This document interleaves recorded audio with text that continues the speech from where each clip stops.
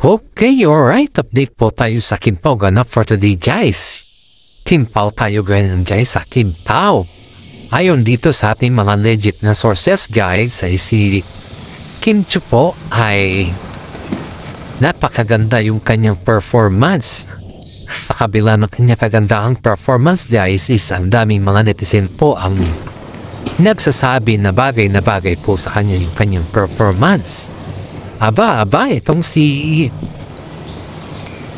si Paolo Avellino po, guys, ay mas minabuti po niya na inassist si Kim Chiu sa kabila ng lahat ng kanyang mga pagsisikap dito, guys, dahil si Kim Chiu po, guys, ay kailangan niya po talaga ng assist dito kahit may mga PA naman siya or may mga management naman siya, iba pa rin po yung assist ni Paolo Avellino dito, guys, diba? Ang sweet naman ni Pao, ba? Tong si Pao na to ay maraming mga netizen po ang humahanga sa kanya. Dahil, ayon nga sa kanya ay first time daw niyang ginawa or yung bang ginagawa niya kay Kim Chiu, yung ginagawa niya kay Kim Chiu, guys, ay first time daw niya itong ginagawa sa lahat ng mga naging katambal niya. So, ano yung kwan nyo dito, guys? Ano yung comment nyo dito? Kasi parang pakiramdam kasi ng mga ibang fans, guys, ay napaka-special ni Kim Chiu sa kanya kasi lahat daw ng mga ginagawa niya kay Kim Chiu ay first time daw niya. Haba si Paolo, maka first time sa lahat. Napakaswerte naman ni Kim, guys. Hindi naman natin in-expect, guys, na makaroon ng tabalan ng ganyan kundi dahil sa atin ng mga fans po nila, diba? Ay ang laking pasasalamat po ni Kim Chiu, guys, sa si Paolo Avellino mo. Dahil sa atin na fans po nila, na mga loyalista na Kim Pao fans, mga supporters nila, ay nagkaroon po sila ng tabalan na ganito. Na halos lahat ng mga netizen po ay naging sa kanila or naghihintay sa kanilang click factor. Kaya nga dito, guys, ayon dito sa ating legit na sources, ay kaya pala hindi pa nila inaamin sa publiko, guys, kasi gusto nila na abangan pa natin yung kanilang mga kilib moment. At bago natin na ipapatuloy yung ating mga updates, ay gusto ko lamang po i-shout out yung mga senior citizen dyan na nanonood sa atin palagi, na sumusubaybay sa ating mga updates sa Kim Pao. At hindi lamang po yan, guys, ay sinishare din po nila yung ating mga updates kasi alam ko, guys, pag mga senior citizen po dyan, guys, na sila po yung paborito ng Kim Pao, lalong-lalo na po yung mga nasa ibang bansa at yung nandito din sa Pilipinas, guys. Alam kong hindi po kayo yung tao na kumbaga is selfies sa panunood sa ating update. Maraming salamat sa inyo sa suporta ninyo, guys, lalong-lalo na yung mga senior citizen. Sinashout out ko po yung mga senior, guys, dahil ganyan din po yung aking nanay.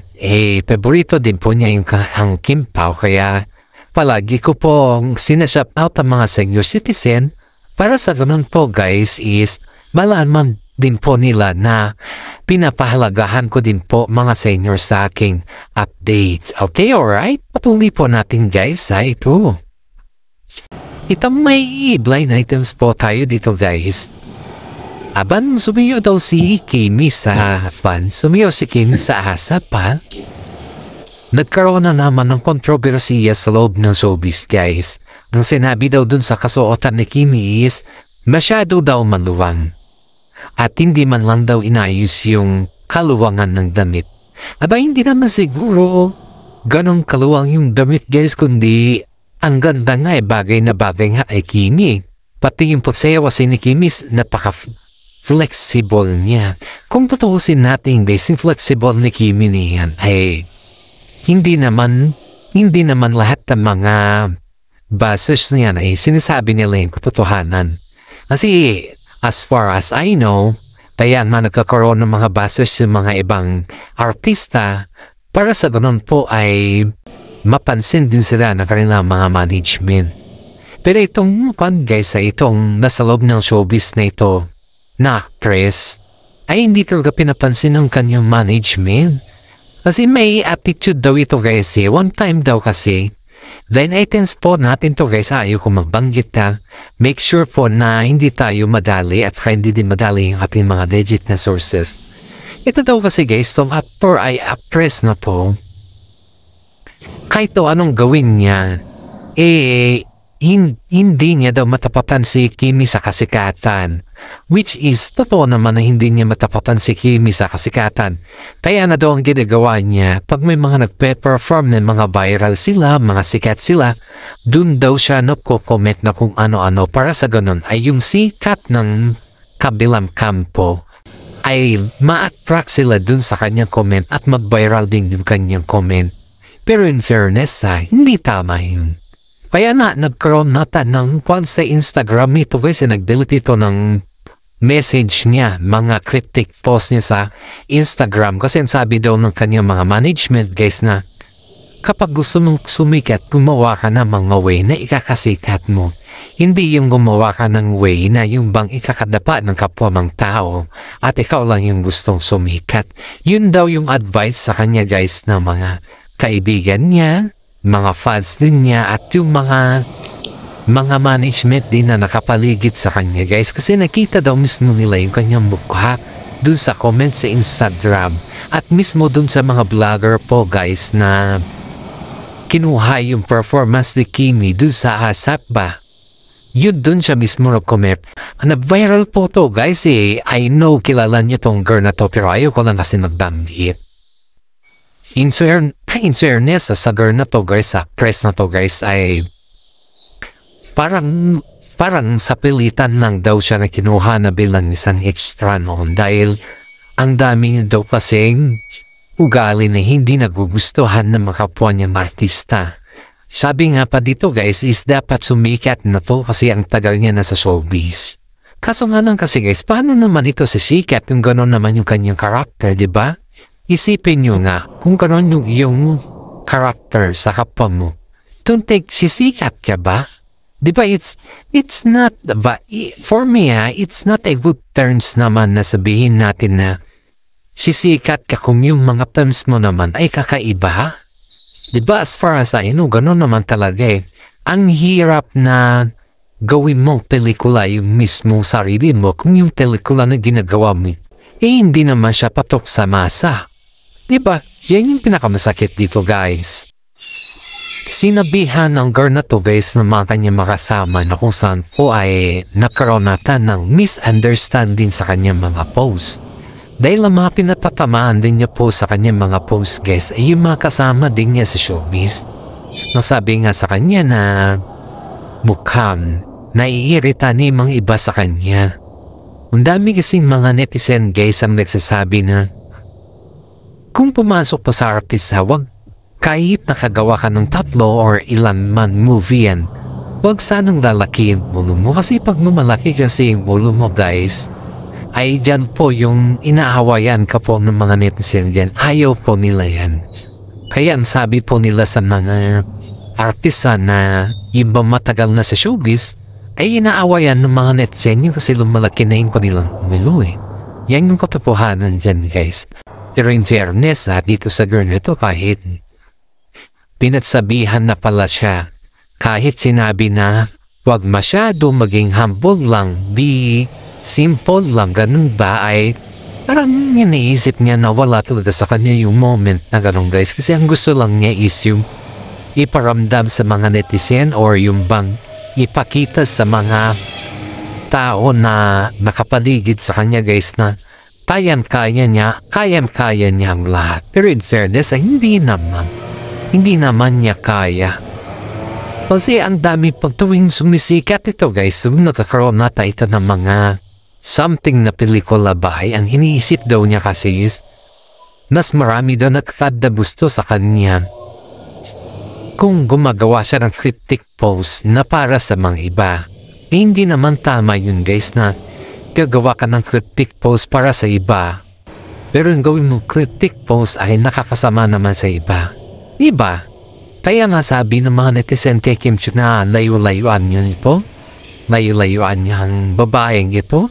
Dahil wala itong may dunot sa kanya kundi puro na lang negatibo guys yung naibibigay ng babae ito kay Kim Chiu.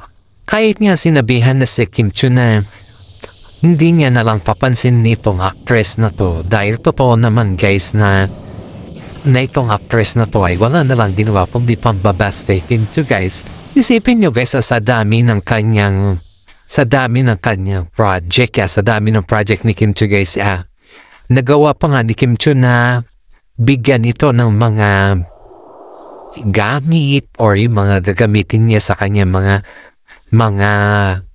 yung mga gamitin niya sa shooting, ganon, tapos sa mga performance niya, pag siya po nag-show.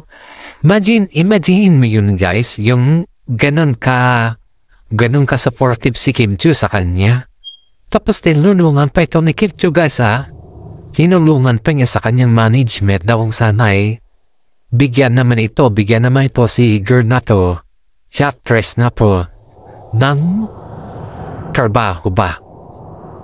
O isipin mo yan na kaya kung ikaw ay normal na tao, kung ikaw ay alam mo yung salitang utang na loob, kung ikaw ay may respeto at may dignidad, gagawin mo ba yung ganyan na terms na ipapahiya mo yung taong tumulong sa'yo?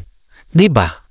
Kung gusto mo mag-viral, gumawa ka ng mga paraan or mga way na kung saan ay yung mag-viral ka na hindi mo kailangan manira ng tao. Yan yung pinaka-masarap dito guys na pakinggan dahil kung talagang gusto mo mag-viral, yan po yung gagawin. Hindi yung nag-viral ka para sa ganun ay gawin mo, parang gumawa ka ng kwento mo. Hindi ganon. Dapat isipin mo pa rin yung gumawa ka ng kwento mo na ikakabuti mo at ikakabuti din ng mga fans at mga kapwa mo tao. Yan yung mga advices natin dito sa actress na to. And of course guys, hindi lamang po yan guys.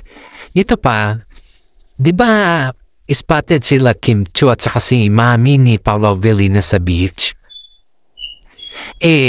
Nasanay kasi yung mami ni Paolo kay Kim Chu na kasama every time na nagbabakasyon or nangungumusta yung mami ni Paolo kay kila Kim Chu ay always na nandyan si Kim Chu sa kanya.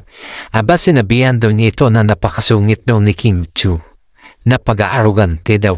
Imagine that guys. Yung taong tinulungan mo. Siya pa yung gagawa ng way para madapa ka ba? Aba, syempre hindi naman siguro tama yan. Ang hirap naman na sabihin natin na ganyan yung ating gagawin. Kung yung katunayan naman, hirap naman tayo, di ba?